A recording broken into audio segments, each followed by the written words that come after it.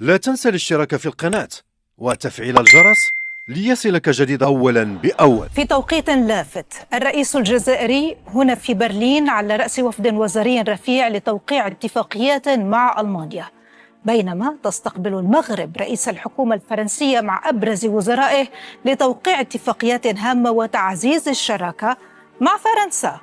باريس وبرلين أكبر قوتين في الاتحاد الأوروبي تتحركان في مسارين متوازيين، فرنسا نحو المغرب وألمانيا نحو الجزائر. هل هو حراك دبلوماسي عادي أم تنافس أوروبي صامت على النفوذ في شمال أفريقيا ومنطقة الساحل؟ أم ربما هو سباق جزائري مغربي لإعادة توجيه الاهتمام الأوروبي وتحويله أيضا إلى مكاسب اقتصادية وسياسية واستراتيجية؟ وربما السؤال الأهم، من ينجح في استثمار هذا التحول بصورة أفضل؟ أرحب بضيفي في النقاش، لدي أسئلة كثيرة لهما. معي من باريس السيدة منى ذويبية، الكاتبة الصحفية والمحللة السياسية، وأيضا أرحب من استديوهاتنا في برلين بالصحفي والزميل عبد الرحمن عمار، الخبير في الشأن الأوروبي المغاربي. أهلا بكما معي في هذا النقاش. سيدة منى، أبدأ معك. اختيار الرئيس الجزائري زيارة ألمانيا في وقت تتعمق فيه الروابط الفرنسية مع المغرب، مجرد صدفة دبلوماسية أم رسائل سياسية؟ الحقيقة لا يمكن أن نقول بأن هناك رسالة سياسية وراء هذه الزيارة، عدا أن باعتقادي الجزائر تفتح على نفسها أبوابا جديدة منذ أن حصلت القطيعة رسميا بين فرنسا والجزائر، وذهبت فرنسا باتجاه المغرب على اعتبار أنها أيدت المشروع الحكم الذاتي فيما يخص الصحراء الغربية. ساعتها حصلت القطيعة فعليا، وإن بدأت الجزائر منذ ذلك الحين وقبلها بقليل تفتح سوقها وتفتح آفاقها على دول مختلفة بما فيها ألمانيا التي يعني فلنقل بأنها لا تملك هذا الإرث التاريخي الثقيل والذاكرة التي تملكها فرنسا، وإنما تفتح أبوابا اقتصادية وترى في الجزائر شريكا أكثر مما ترى فيه مستعمرة سابقة. فبالتالي ذهبت الجزائر نحو فتح أبواب كثر من بينها ألمانيا، وألمانيا تريد أن تعمق هذه الشراكة على أساس الأزمة الأوروبية التي دفعت أيضا ألمانيا إلى أن تبحث عن مصدر جديد للطاقة. فكانت الجزائر من بين هذه البوابات الممكنة. أيضا ستكون بوابة لأفريقيا أيضا، فبالتالي ألمانيا رابحة على كل الحدود. سندخل في العمق. يعني ما ذكرتيه ملفت للانتباه، ذكرتي السياسة الخارجية الجزائرية وأيضا وجود بدائل أو تنويع لنقل الدبلوماسية. كيف ينظر بفرنسا إلى وجود الرئيس تبون هنا في برلين؟ نعم، الحقيقة أنه طبعا هناك تحفظ نوعا ما على أن الجزائر كانت مستعمرة سابقة، كانت يعني فرنسا تضع يدها تقريبا اقتصاديا عليها، وكانت هي البوابة الأولى لها. يعني بالنسبة للجزائر كانت بوابتها داخل أوروبا، لكن الآن تغيرت المعايير، اختلفت المقاييس، أصبحت الجزائر مفتوحة على ألمانيا، على إيطاليا، على إسبانيا، على الصين، على روسيا التي كانت دائما شريكا اقتصاديا وخاصة في المسائل العسكرية. فبالتالي صراحة يعني هناك خسارة، يعني هناك فلنقل مرارة صغيرة في حلق الفرنسيين.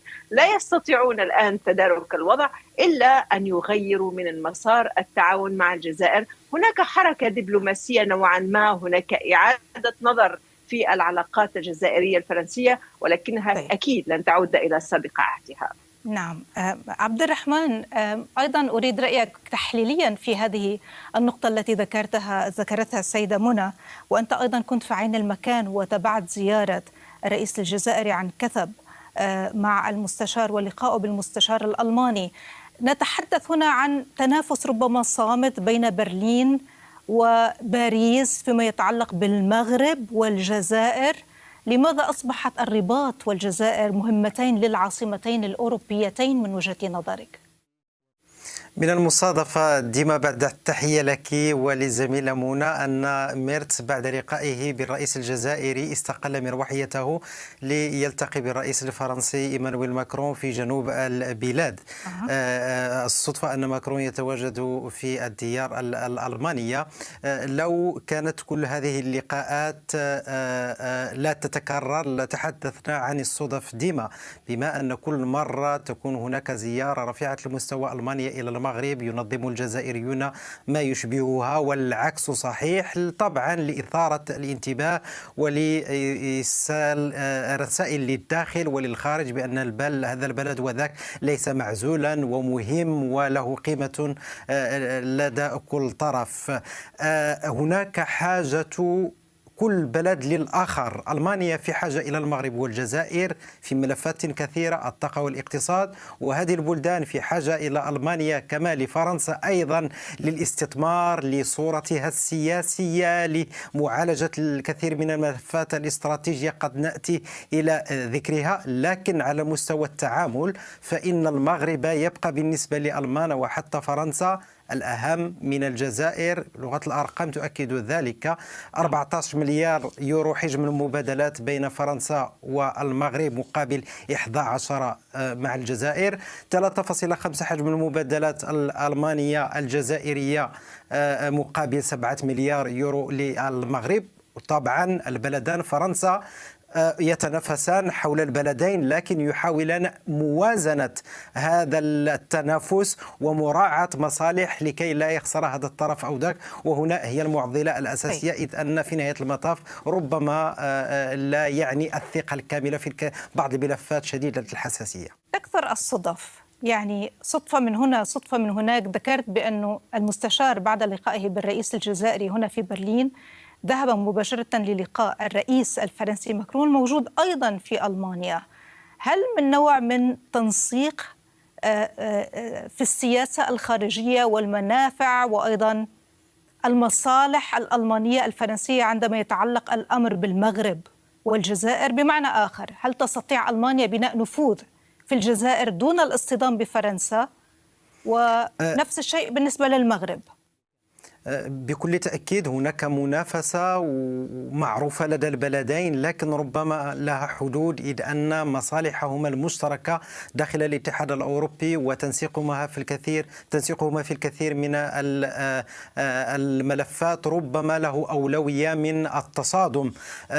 وهناك تنسيق في ملفات، مثلا السؤال الذي طرح حول الصحفي الألماني كريستوف غليس في السجون الفرنسية، ونتذكر وساطة الرئيس الألماني في ملف بوعلم صلصال، وأيضا حديث عن الملف الأوكراني الروسي في الندوة الصحفية أيضا اليوم، دليل على أن هناك تنسيق فرنسي ألماني. لكن المنافسة الشرسة تكون عندما يتعلق الأمر بالطاقة والغاز، كل البلد في حاجة إليها.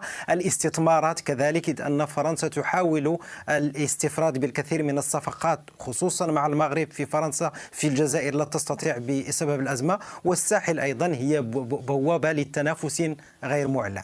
صحيح، ذكرت موضوع البوابة. هناك بوابتان سيدة منى للاتحاد الأوروبي وتحديدا يعني للأوروبيين بشكل عام. البوابة المتوسطة نتحدث عن فرنسا والمغرب، وبوابة الساحل القرن الأفريقي نتحدث عن ألمانيا وأيضا الجزائر. طب إذا كان هناك نوع من المنافسة الصامتة الفرنسية الألمانية على الجزائر والمغرب، هناك موضوع الأمن، موضوع التسلح، موضوع الهجرة، عدة ملفات حساسة وأيضا مهمة جدا.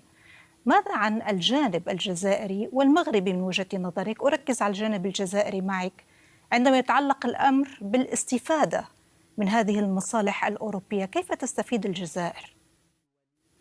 الجزائر تستفيد على عدة أصعدة. أولا أنها الآن أصبحت شريك أساسي استراتيجي فيما يسمى بالطاقة الهيدروجية، فبالتالي هناك أو الهيدروجين الأخضر، هناك اتفاقية مهمة وشراكة مهمة مع ألمانيا في هذا الإطار مع شركة VNG. فهناك هذه الشراكة ستخدم الجزائر، ستخدم ألمانيا على المدى البعيد، وألمانيا تركز على الجزائر على أساس أنها بلد مستقر ولديه طاقة شمسية ومساحات شاسعة صحراوية، فبالتالي يهم ألمانيا التعامل مع الجزائر في هذا الإطار. ناهيك على المشروع مع الوكالة الألمانية للتعاون الدولي وما يسمى جيز، ربما إذا عفوا على نطق، أو GIZ، لا أعرف كيف تنطق بالألمانية بالضبط. يعني كل هذه المشاريع مهمة جدا بالنسبة لألمانيا، بالنسبة للجزائر، وهي بمبالغ ضخمة، حتى أن هناك يعني مساعدة أوروبية داخلة في هذا الإطار.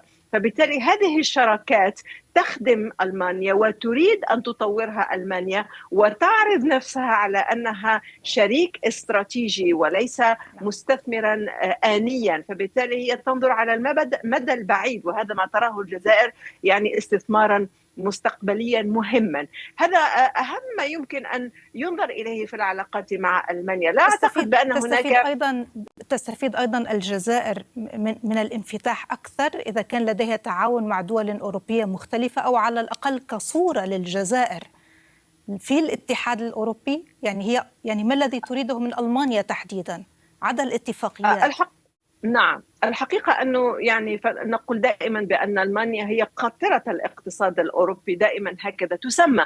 فبالتالي حتى وإن فقدت السوق الفرنسية التي كانت في حقيقة الأمر الجزائر سوقا لفرنسا وليس العكس، أصبحت الآن الجزائر أيضا منفتحة على الاتجاهين مع ألمانيا. وهذا ليس فقط ألمانيا، إذا ما أردنا أن نفتح الباب قليلا هناك اتفاقات مع إني الإيطالية، هناك اتفاقات أيضا مع إسبانيا، هناك اتفاقات مع روسيا حتى وإن ينظر إليها. نعم، هذه هي السياسة الجزائرية المستقبلية التي رسمت أو رسمها المسؤولون الجزائريون حسب ما نلاحظ الآن. ليس هناك من تركيز على دولة معينة، وإنما هناك بوابات تدخل إليها الجزائر لا كفقط بائع للطاقة أو مزود بالطاقة، وإنما كشريك استراتيجي، وهو ما تسعى له في سياستها التقدمية الاستراتيجية. تبقى خصوصية برلين وباريس صراحة، إذا كان للمغرب ولا إذا كان للجزائر. عبد الرحمن، أريد رأيك فيما قالته السيدة منى. وأيضا هناك من يقول بأن هناك استراتيجية مغربية جدا قوية للانفتاح أكثر على الأوروبيين، ولا مانع بأن يتم القول بأن المغرب هي أيضا بوابة لأوروبا على منطقة الساحل، وأيضا لمنطقة القرن الأفريقي تحديدا. الاستراتيجية المغربية وتعزيز التعاون مع الفرنسيين، صفقات هائلة تم توقيعها معظمها عسكري، ماذا يعني ذلك؟ نعم، فيها رسائل كثيرة، إذ أن لها علاقة مباشرة بملف الصحراء، لأن الملك المغرب قال منذ سنوات بأن نظارات المغربي للمغاربة إلى بلدهم تتم عبر الصحراء. عندما قامت فرنسا بخطوة دعم مقترح الحكم الذاتي فتحت الأبواب أمام استثمارات ضخمة ستوقع اتفاقيات غير مسبوقة في الأيام القادمة، تشمل غواصات، تشمل مشروعات غير مسبوقة كما وصفت حتى في الأقاليم الصحراوية. ولكن رغم ذلك فإن المغرب لا يريد أن يغلق الأبواب حتى للشريك الألماني. نتذكر زيارة قام بها وزير الخارجية في الربيع الماضي، وقال بأن المغرب مهم اقتصاديا، ولغات الأرقام تقول بأنه يتفوق على بلدان كثيرة في شمال إفريقيا. ألمانيا وفرنسا يمكن أن تستفيدان من البلدان في ملفات بعينها، الجزائر أكثر بملف الطاقة والمغرب أكثر في ملف الاستثمار، وأيضا في ملف مكافحة الهجرة غير النظامية، وحتى الاستفادة من خبرة ما في الساحل. ما ينتقد بخصوص الجزائر ما يحاول المغرب استغلاله. لما كانت هناك أزمة دبلوماسية بين المغرب وإسبانيا وبين المغرب وفرنسا لم يتم تضييق الخناق على الاقتصاد عكس الجزائر الجزائر التي عاقبت شراكات اقتصادية إسبانية وفرنسية، وهذا لا يبعث برسائل إيجابية بالنسبة للمستثمرين. لذلك المغرب يحاول استغلال هذه النقطة ليقدم نفسه بأنه أرض خصبة وفضاء موات لاستثمارات ضخمة أجنبية. إذن دعني أغير السؤال، هو ليس بتنافس؟ بكل تأكيد المغرب والجزائر، هذا لا يخفى عن أحد، يتنافسان في الكرة، في الكسكس، في الزليج، في كل الملفات الاستراتيجية، ولكن عمق الخلاف البلدين ليس الزليج والكسكس ولا حتى ألمانيا وفرنسا، خلافات استراتيجية كلها مرتبطة بإرث الماضي، وهذا مربط الفرس. باختصار شديد عبد الرحمن، أريد أن أشرك أيضا معي منى، هل الاقتراب الأوروبي من الموقف المغربي في ملف الصحراء أصبح شرط غير معلن لتعميق الشراكة مع الرباط؟ سؤال طرح اليوم. نعم، بالنسبة للمغرب نعم. سأتي إليك سيدة منى، فقط على عجالة عبد الرحمن، ونشرك معنا السيدة منى. من وجهة نظر المغرب نعم، والغالبية دول الاتحاد الأوروبي تدعم مقترح الحكم الذاتي للمغرب. كانت هناك أزمة دبلوماسية بين ألمانيا والمغرب تم تجاوزها بعد دعم مقترح الحكم الذاتي، ما أكده وزير خارجية ألمانيا مؤخرا في الرباط في الربيع الماضي. نفس الشيء شهدناه في إسبانيا وحتى فرنسا، وطبعا هذه الدول إذ تدعم هذا المخطط المغربي والمقترح المغربي ليس حبا في سواد أعين المغاربة، بل لديها مصالح اقتصادية استراتيجية في عدة ملفات في المنطقة. نعم سيدة منى، أريد رأيك أيضا وأريد أن أضيف عليه، كيف تنظر الجزائر إلى التقارب الفرنسي المغربي العميق، وخاصة على الصعيد الاستراتيجي العسكري الأمني؟ تعتبره اصطفاف سياسي أم مجرد مصالح اقتصادية وأمنية حسب تحليلك؟ نعم، حقيقة هو اصطفاف سياسي، وهو ما أوضحت الجزائر رأيها فيه بصراحة. هذا الاصطفاف السياسي والذي يعني فعلا أغضب الجزائر، يعني ردت عليه كما كنا تابعنا بهذه الأزمة الدبلوماسية التي شعرت فيها فرنسا إلى أي حد الجزائر تولي أهمية كبيرة إلى هذه المسألة، وكانت الأزمة التي تابعناها جميعا. ما هو مؤكد الآن أن الجزائر فتحت أبوابها الآن حتى تعوض الجانب الفرنسي الذي كان مهيمنا على المشاريع الاقتصادية والطاقوية الجزائرية، وفتحت الباب لشركات أخرى ودول أخرى حتى تستثمر فيها وحتى تكون شريكا استراتيجيا مهما. فبالتالي يعني فهو ما يقال بالشر الذي يعني وجد خيرا. فالآن تحولت أو تغيرت السياسة الجزائرية، وأصبحت البوابة مفتوحة على مصراعيها، وأصبحت الآن تبحث عن شراكات متميزة ليست فقط مجرد شراكات، وهذا ربما سيأتي بالخير على الشعب الجزائري. نأمل ذلك بالطبع على الشعبين وعلى كل شعوب المنطقة. سيدة منى، نقطة مهمة ذكرها عبد الرحمن وأنا طرحت عليه سؤال، موضوع الصحراء الغربية كورقة، يعني من يذهب في اتجاه المغرب فيما يتعلق بملف الصحراء يكون هناك تقوية للعلاقات. هناك من يقول أيضا بالمقابل الجزائر لديها ورقة أخرى، ليس الصحراء بل روسيا، هي تلوح بورقة روسيا لكي يعني تدفع الأوروبيين للتعاون معها. علاقة الجزائر بروسيا تساعد الجزائر فعلا من أجل تنفيذ صفقات مع الأوروبيين، تحديدا ألمانيا وليس فقط فرنسا؟ لا نستطيع أن نقول بأن ورقة روسيا تفتح لها أبوابا.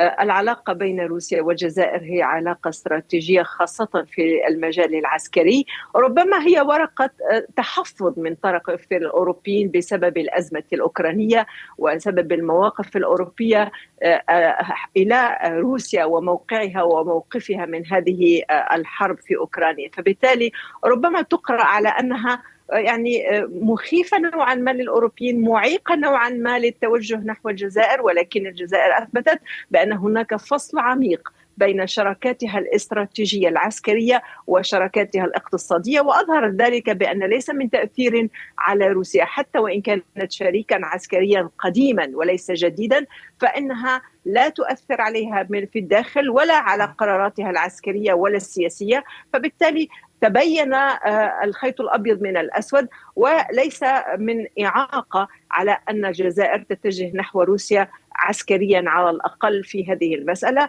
وأظهرت الأخبار وكل الصفقات ذلك على أن ليس هناك من حرج على موقف الجزائر تجاه روسيا، وأن ليس لروسيا يد على الجزائر سواء كان عسكريا أو سياسيا أو دبلوماسيا. هو فقط طرحت السؤال لأنه هناك تعاون عسكري جدا ضخم. طائرات السخوي أصبحت في الجزائر وتم تجربتها أيضا، بالإضافة إلى الوساطة، مقيل الوساطة الروسية بين الجزائر ومالي، وهنا روسيا تدخل مجددا وبعمق يعني في علاقاتها مع الجزائر، لأنه أيضا لديها مصالح في منطقة الساحل، في القرن الأفريقي.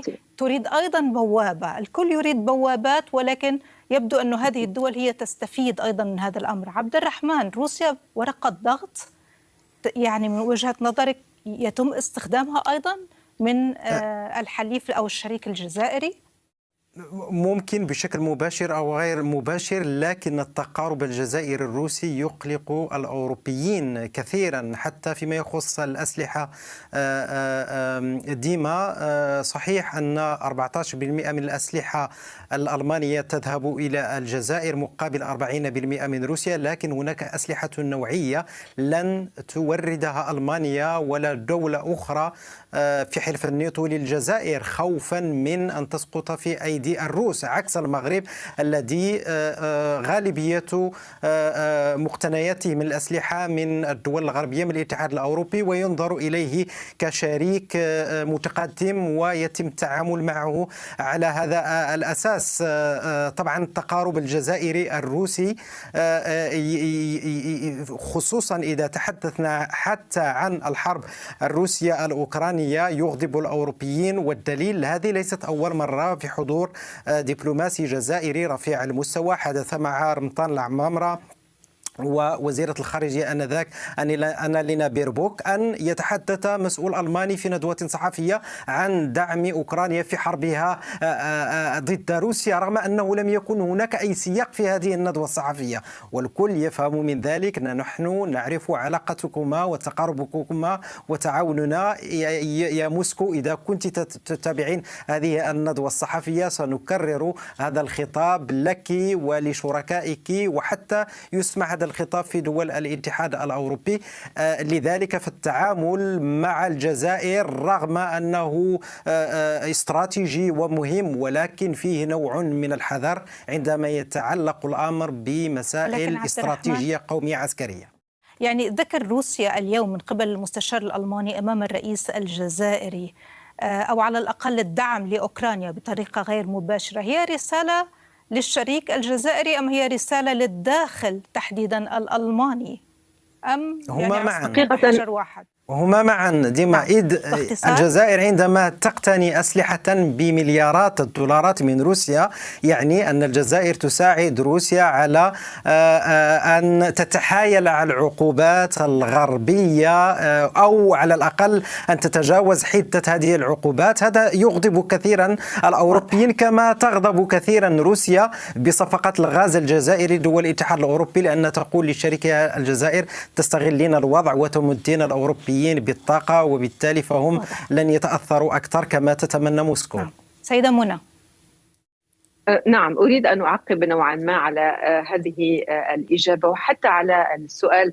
الحقيقة أنه في المؤتمرات الصحفية هو دائما باب لإرسال رسائل ليس فقط للشريك الموجود يعني في المكان، ولكن أيضا حتى للتعبير عن مواقف الدولة التي تستضيف أو الضيفة. فبالتالي ليس معناه أنه يكون هناك حديث عن أوكرانيا اليوم في هذا المؤتمر بمعنى أن هناك رسالة إلى الجزائر أو ما إلى ذلك، ولكن هو توضيح لموقف معين. معين أو رسالة إلى دولة أخرى. هذه أول شيء. ثاني شيء وهو الأهم أن العلاقة بين الجزائر وروسيا ليست جديدة، يعني منذ الثورة الجزائرية العلاقة التاريخية بينهما خاصة فيما يتعلق بالسلاح والتعاون العسكري ليست جديدة، ولن تتخلى الجزائر عن روسيا لأنه يعني كانت دائما شريكا أساسيا وكانت مساعدا لها في كل الظروف الحالكة كما حتى الثورة الجزائرية. هذا ثانيا.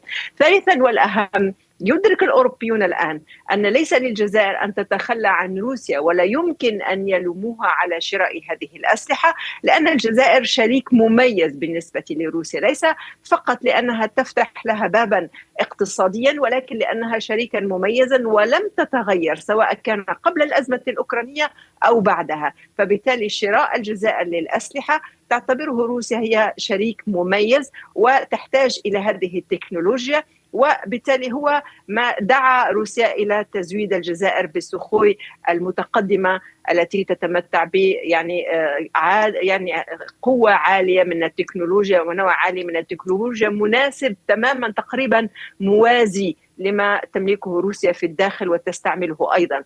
هذا ناهيك على أن الاتحاد الأوروبي لم تطلب منه الجزائر يوما أن تكون هناك شراكة عسكرية، دائما كانت هناك شراكة أكثر منها طاقوية، فبالتالي لم تتغير المسألة. ولكن الآن ما تغيرت هو السياسة الجزائرية باتجاه أوروبا. أكيد أن ألمانيا الآن ستكون بوابة من بين البوابات الأخرى للدخول إلى أوروبا، وخاصة بوابة أساسية على أساس أن ألمانيا قاطرة للاتحاد الأوروبي. وبعدما انغلقت البوابة الفرنسية بيد الجزائريين، هذا هو ما ظهر لنا ونتابعه لحد الآن. فبالتالي هذه المواقف كلها تصب في مرحلة معينة أن الجزائر غيرت من سياساتها الاستراتيجية، تريد أن تكون شريكا مهما لا فقط الآن ولكن على المدى البعيد والمتوسط. فبالتالي هناك نظرة جديدة للتقارب الأوروبي الجزائري والتقارب الأوروبي الألماني، خاصة طالما أننا نتحدث على هذه الزيارة. نعم، المغرب يقلق من الشراكة الروسية الجزائرية، وأيضا ربما التقارب الأوروبي مع الجزائر وتنويع الجزائر لمصادرها وأيضا تغييرها لسياستها الخارجية. كيف تحليليا كيف ينظر المغرب إلى هذا الأمر ومعه فرنسا؟ عبد الرحمن. المغرب دائما يحاول استغلال هذه الورقة لصالحه، إذ أن لم يحدث في أي مؤتمر صحفي لمسؤول مغربي سواء في الرباط أو في برلين أن تمت إثارة ملف حرب أوكرانيا وروسيا، لأن المغرب كان في مجموعة الاتصال الداعمة لأوكرانيا في حربها في روسيا، بل هناك حديث عن أشكال أخرى من الدعم للغرب في هذه العملية وينظر إلى الغرب كشريك. لذلك فالمغرب يحاول أن يقدم نفسه كشريك ربما خارج حلف الناتو ولكن حليف استراتيجي قوي. ولكن يخشى من طائرات سخوي الروسية. هو المغرب يعوضها ببدائل أخرى سواء من الولايات المتحدة الأمريكية، سواء من عند الفرنسيين، سواء حتى علاقات في هذا الصدد مع الإسرائيليين، وهو ما يغضب كثيرا الجزائريين. بل كان في وقت من الأوقات إحدى شروط ربما إرجاع العلاقات هو التخلي عن العلاقة المغربية الإسرائيلية. لذلك فإن المغرب يحاول حتى مع روسيا أن لا يفقد روسيا كشريك في ملفات كثيرة، الحبوب، الطاقة، لكن دون الدخول في صفقة عسكرية. يعرف أن كما حدث مع الجزائر كان هناك نواب في مجلس الشيوخ الأمريكي دعوا إلى فرض عقوبات على الجزائر بسبب هذه الصفقات العسكرية مع روسيا، كما قلت يرون فيها دعما غير مباشر بالأموال لعدو لهم في حرب يقوم بها في أوكرانيا. يعني كثير من التحليل، كثير من النقاط ذكرتموها. أريد يعني أن أبدأ بالتلخيص قليلا لكي نعطي شيء للمشاهد الذي يتابعنا إذا كان من المغرب أو حتى من الجزائر أو حتى من المشرق، لكي يعني يأخذوا شيء معهم للتفكير به. المغرب والجزائر سيدة منى بعد كل ما حللناه حتى الآن بوابتان أم لاعبان رئيسيان؟ الحقيقة هما بوابتين طبعا، ولاعبين أساسيين في الوقت ذاته. أولا هما ممكن المغرب هي بوابة لغرب إفريقيا، وهذا ما تريده فرنسا بعد أن فقدت يدها في الساحل، بعد أن يعني للأسف لم تعد لاعبا أساسيا في هذه المناطق، لا في الجزائر ولا في الساحل. فبالتالي بالنسبة لها المغرب هي بوابة على غرب إفريقيا، وهذا بالنسبة لها شيء مهم وأساسي.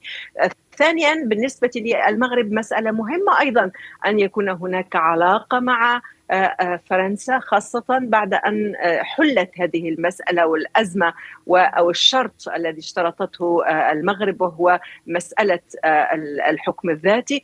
فبالتالي المسائل عادت إلى مجراها بعد أن نفذت فرنسا المطالب المغاربية، وبالتالي هناك يعني نوع من تعميق العلاقات، وهذا ما يمكن أن يضر بالخير على المغرب، وهذه مسألة مهمة بالنسبة لها. بالنسبة للجزائر أيضا هناك الشراكة الدبلوماسية السياسية والإرث الثقيل الاستعماري والذاكرة قضت على يعني أسس العلاقة الجزائرية الفرنسية التي كانت مبنية على أن الجزائر كأنها امتداد لفرنسا.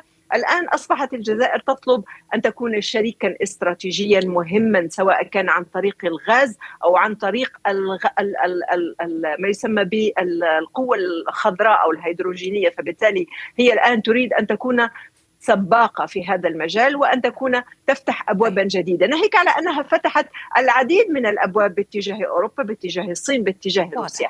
أريد فقط أن أقول كلمة صغيرة حول ما يسمى باختصار جديد. الطاقة بالنسبة للسخوي الجزائرية، السخوي أعطت روسيا كل التكنولوجيا الخاصة بهذه الطائرات، لكن سواء حلف الناتو أو فرنسا فإنها لا تعطي كل التكنولوجيا الخاصة بالرافال، وإنما تضع الزر في يدها. فبالتالي لا يمكن للدول التي تشتري هذه الطائرات أو هذه المعدات العسكرية أن تمتلكها 100%. عبد الرحمن، بقيت لدي دقيقة واحدة، هل تنظر إلى الأمر من نفس منظار السيدة منى باختصار شديد؟ نعم، بالنسبة للعلاقات بين البلدين الأمر لا يتعلق بالاتفاقيات التي توقع، بل القدرة على تنفيذها على أرض الواقع، والشريك الموثوق به ليس عبر الخطابات بل على الأرض، مشاريع تنفذ، استقرار ومناخ للاستثمار. طبعا لكل دولة الحق في اختيار شركائها وتنويع اقتصاداتها، لكن لا يجب أن يكون ذلك مزاجيا وربما مرتبطا بأجندات داخلية. شكرا لك الزميل عبد الرحمن عمار الصحفي، وأيضا السيدة منى ذويبي الكاتبة الصحفية والمحللة السياسية. يهلا بكما وشكرا على هذا التحليل. مشاهدينا الكرام، الشكر لكم، وأيضا رأيكم يهمنا. أعطونا رأيكم عند نشر هذه الحلقة.